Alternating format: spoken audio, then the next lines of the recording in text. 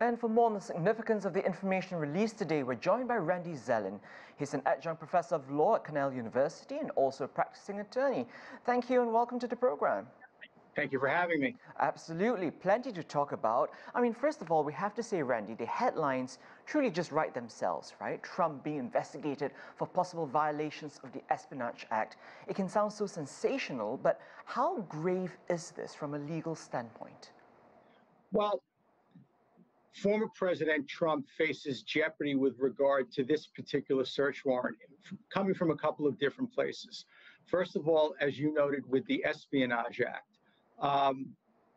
If in fact the documents were found at his home, then the government now has established possession.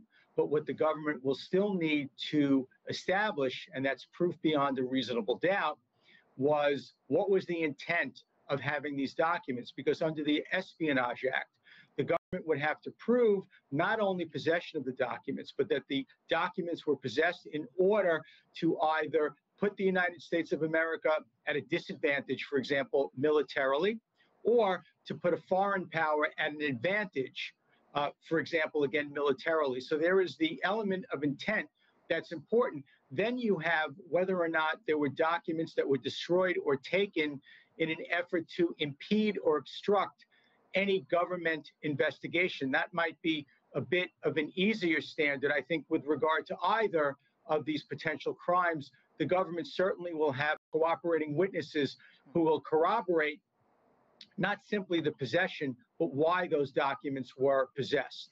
Right, so possessing them alone does not make it necessarily wrong. Is that what we're saying here?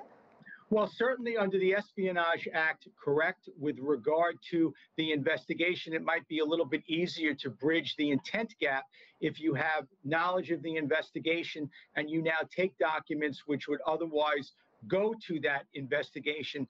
It's a bit easier to prove now the intention to obstruct or impede that investigation. Right. And certainly if you destroyed the documents, it's even easier. And Trump also claims that he had actually declassified all the documents that were seized in his private home before leaving office. If that is the case, does it, clear him absolve him of any wrongdoing?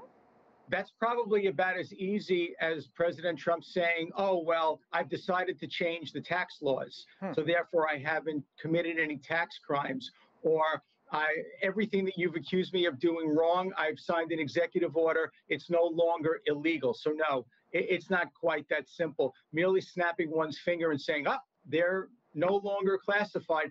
There is a process that has to be undertaken. That process was not undertaken.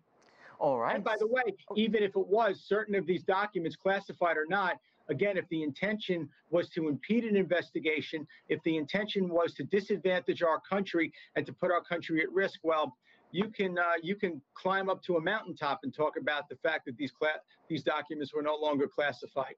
Good luck. Right. So what is the big impact here? I think that's what people want to know, right? If Donald Trump were to be found guilty of these crimes, even obstructing a government investigation, unlawfully removing some of these government materials, what could the penalty or punishment be?